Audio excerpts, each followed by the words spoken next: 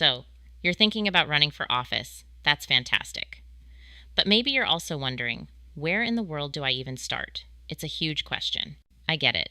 And that's exactly what we're going to tackle today.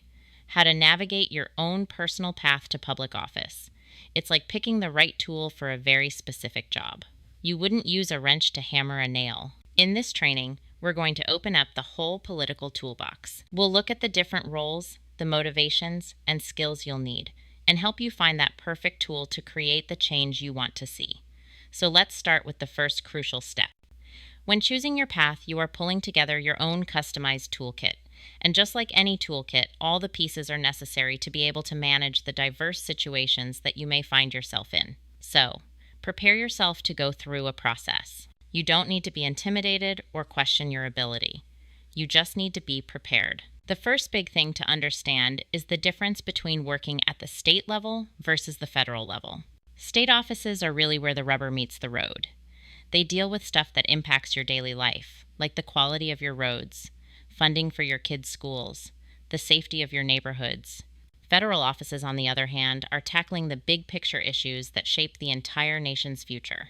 Let's break down some of these key roles. First up, the governor. This is basically the CEO of the state.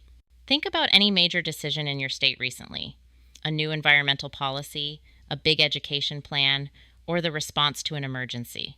The governor almost certainly had the final say. We're talking about really broad power and a ton of responsibility. Then you've got state legislators. These are the people in the state Senate or House who are writing the rules for your state. And crucially, they hold the power of the purse. That means they decide where your tax dollars actually go. So if you want better schools in your district, or that local bridge finally repaired, your state legislator is the person you've got to convince. The Attorney General is the state's top lawyer, and this role can have a massive impact, defending state laws or even taking legal action on behalf of all the citizens. You might have seen headlines about AGs suing big companies over something like drug prices. That's the kind of powerful, tangible change this office can create. Now, in the last few years, the role of Secretary of State has really been thrown into the spotlight. And why is that? Because this office is the guardian of our democracy at the state level. They're the ones ensuring elections are fair and that every single vote is counted accurately. It's become an absolutely critical rule for the integrity of the whole process. And finally, at the state level, you have the treasurer. This is the person keeping the state's financial engine running smoothly. So now that we've covered the key players at the state level, let's zoom out and take a look at the federal landscape. Members of the U.S. House of Representatives are the direct voice of their local communities. But in Washington, D.C., they're elected from specific districts to go debate and vote on federal laws that touch every part of our lives, from healthcare to infrastructure and beyond. A U.S. Senator, by contrast, represents their entire state.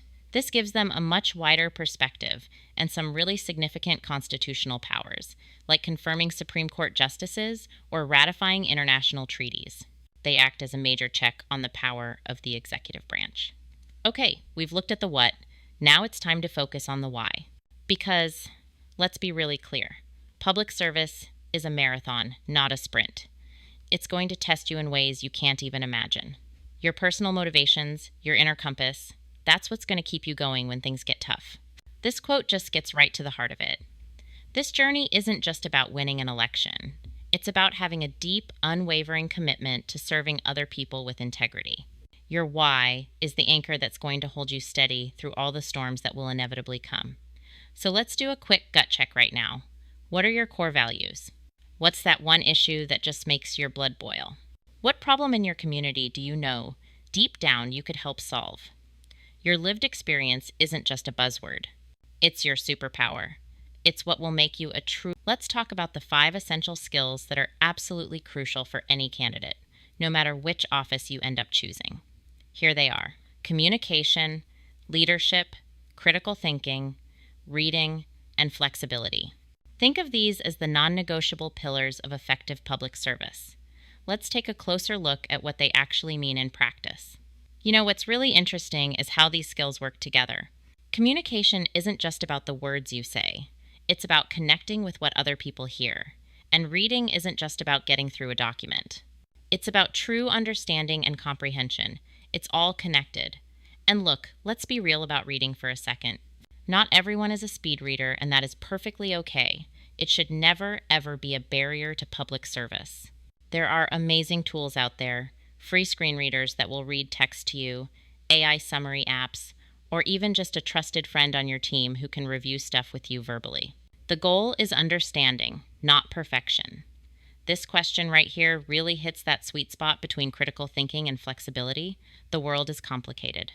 Issues are messy, so maybe the most important quality is the humility to learn, the courage to admit when you might be wrong, and the strength to grow, all so you can best serve the people you represent. All right, this is where it all comes together. We're going to take that political landscape we just mapped out, combine it with your inner compass and your skills, and find that perfect match. And this quote is a perfect real-world example.